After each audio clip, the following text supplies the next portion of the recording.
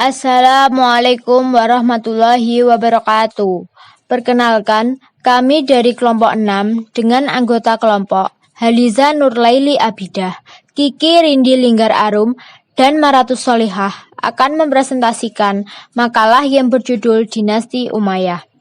Langsung saja pada poin pertama yaitu A. Sebab musabab munculnya dinasti Umayyah di Syria. Berdirinya dinasti Bani Umayyah menandakan era baru dalam pemerintahan Islam. Dinasti Umayyah didirikan oleh Muawiyah bin Abu Sufyan. Umayyah beserta keluarganya memiliki status sosial tinggi di kalangan masyarakat Mekah. Hal ini disebabkan oleh nasab mulia dan kekayaan yang dimilikinya. Hubungan rivalitasnya dengan keluarga Hashim menjadi permusuhan setelah Bani Hashim mendukung Nabi Muhammad SAW dan memeluk agama Islam terlebih dahulu daripada Bani Umayyah yang menganut Islam secara terdesak saat peristiwa Fatu Mekah atau pembebasan kota Mekah. Keinginan Bani Umayyah meraih kekuasaan terhadap kaum muslimin telah ada sejak kepemimpinan Khalifah Abu Bakar. Bani Umayyah mulai menemukan momentumnya ketika Utsman bin Affan menggantikan posisi Umar bin Khattab. Muawiyah yang menjadi gubernur Syam menggantikan saudaranya Yazid bin Abu Sufyan sejak kekhalifahan Umar semakin bersemangat dalam mempersiapkan Syam sebagai pusat kepemimpinannya sehingga ia menunjukkan penentangannya kepada Khalifah Ali bin Abi Thalib dengan dalih menuntut balas atas terbunuhnya Utsman bin Affan. Setelah Khalifah Ali bin Abi Thalib terbunuh di tangan Abdurrahman bin Muljam, maka Al-Hasan bin Ali dibaiat oleh kaum muslimin untuk menggantikan ayahnya. Kekuasaan Bani Umayyah dimulai pada masa berkuasanya Muawiyah bin Abu Sufyan, tepatnya setelah terbunuhnya Ali bin Abi Thalib. Setelah wafat, orang-orang Madinah sebenarnya membaiat Hasan bin Ali. Namun, Hasan cenderung mengalah dan menyerahkan jabatan kekhalifahan kepada Muawiyah bin Abu Sufyan. Hal ini dilakukan Hasan dengan tujuan menghindari perang berkepanjangan dan timbulnya fitnah di internal kaum muslimin. Mulai dari terbunuhnya Utsman bin Affan, pertempuran Siffin, perang Jamal, dan pengkhianatan orang-orang Khawarij dan Syiah. Hasan setuju menyerahkan jabatan kekhalifahan kepada Muawiyah dengan perjanjian yang terjadi di Kufah pada bulan Rabiul Awal tahun 41 Hijriah atau 661 Masehi. Tahun tersebut disebut sebagai Am al-Jamaah atau tahun persatuan karena kaum muslimin bersatu dalam satu kepemimpinan. Pada periode dinasti Bani Umayyah yang berkuasa kurang lebih 91 tahun dari 41 Hijriah atau 661 Masehi sampai 132 Hijriah atau 750 Masehi. Pada masa Muawiyah, pemerintahan yang sebelumnya bersifat demokratis berubah menjadi kerajaan yang turun-temurun. Pemilihan kekuasaan tidak lagi berdasarkan musyawarah, melainkan dengan keturunan, yaitu monarki. Sejak tahun 41 Hijriah inilah kepemimpinan dipegang oleh Muawiyah dan pusat pemerintahan dipindahkan ke Damaskus atau Syam. Assalamualaikum warahmatullahi wabarakatuh. Kali ini saya pemimpin dinasti Umayyah di Syria. Saya tidak akan menjelaskan panjang lebar, tetapi saya hanya menyebutkan saja pemimpin dinasti Umayyah pada masa itu. Dan apabila lebih jelasnya dapat dilihat di makalah kelompok kami. Yang pertama yaitu Muawiyah bin Abu Sufyan, yang merupakan pendiri dinasti Umayyah. Kedua, Yazid bin Muawiyah. 3. Muawiyah bin Yazid. 4. Marwan bin Hakam. 5. Abdul Malik bin Marwan. 6. Al-Walid bin Abdul Malik. 7. Sulaiman bin Abdul Malik. 8. Umar bin Abdul Aziz. 9. Yazid ibnu Abdul Malik. 10. Hisham bin Abdul Malik. 11. Al-Walid bin Yazid. 12. Yazid bin Abdul Malik. 13. Ibrahim bin Walid bin Abdul Malik.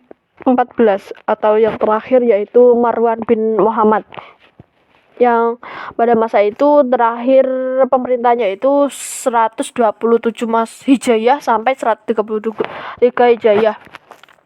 Pada masa ini berakhirlah dinasti Umayyah yang selanjutnya dipegang oleh dinasti Abbasiyah. Dari 14 khalifah tersebut terdapat 5 khalifah besar atau khalifah yang berhasil pada masa pemerintahannya, yaitu Muawiyah bin Abi Sufyan, Abdul Al-Malik bin Marwan, Al-Walid bin Abdul Malik, Umar bin Abdul Al-Aziz, dan Hisam bin Abdul Malik. Selanjutnya mengenai sistem-sistem yang berkembang dalam pemerintahan Umayyah di Syria.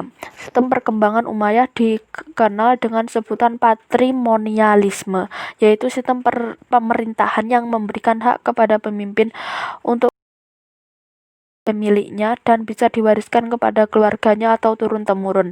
Sementara rakyat dipandang sebagai bawahan yang berada di bawah perlindungan dan dukungannya. Menurut konsep ini, kekuasaan pemimpin bersifat mutlak dan tidak bisa dicampuri oleh orang lain. Menurut Black, sistem pemerintahan monarki ini diambil oleh dinasti Umayyah dari negara jajahan mereka, yaitu Iran.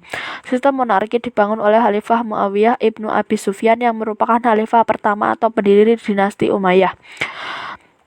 Menurut Fazlur, dalam bukunya Abdul Karim menulis beberapa poin perbedaan corak kepemimpinan sebelumnya, yaitu Al-Khulafa Al-Rasyidin dengan Khalifah-Khalifah Bani Umayyah.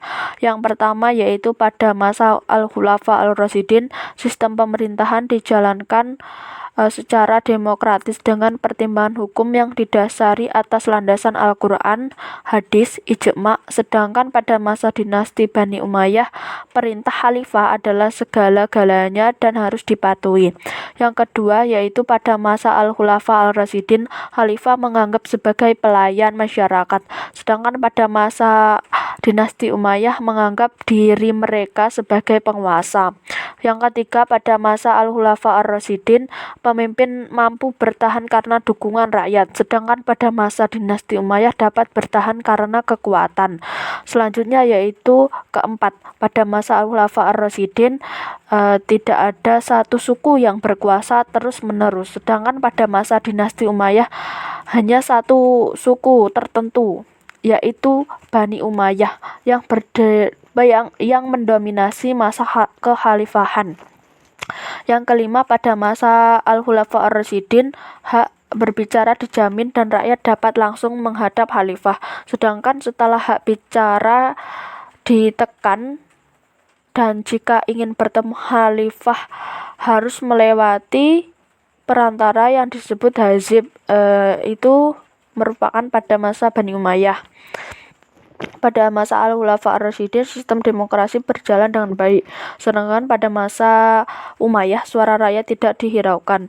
Ketujuh, pada masa Al-Khulafa Ar-Rasyidin, pemimpin tidak memiliki hak terhadap Bait al-Mal, sedangkan pada masa dinasti Bait al-Mal menjadi milik khalifah sendiri.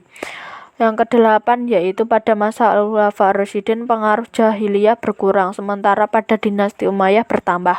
9. Pada masa Al-Khulafa Ar-Rasyidin, khalifah hidup sederhana dan dianggap orang biasa. Sebaliknya, pada masa khalifah era dinasti Umayyah hidup dengan serba kemewahan. Pada masa Al-Khulafa Ar-Rasyidin, khalifah ini yang ke-10, pada masa Al-Khulafa Ar-Rasyidin, khalifah merangkap ahli hukum agama dan sangat menghargai alim ulama.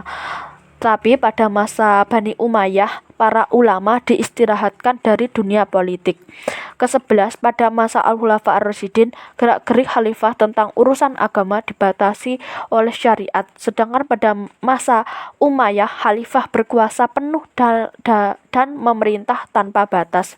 Pada masa Al-Khulafa Ar-Rasyidin, ini yang ke-12, majelis syura di atas khalifah dan keluarga. Sedangkan pada masa Bani Umayyah, anggota syura diangkat dari dan oleh keluarga serta kaum kerabat khalifah itu sendiri.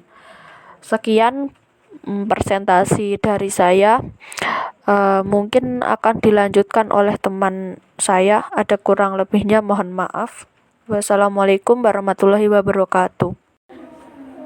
Perkembangan ilmu pengetahuan dinasti Umayyah. Perkembangan ilmu dan corak pendidikan Bani Umayyah.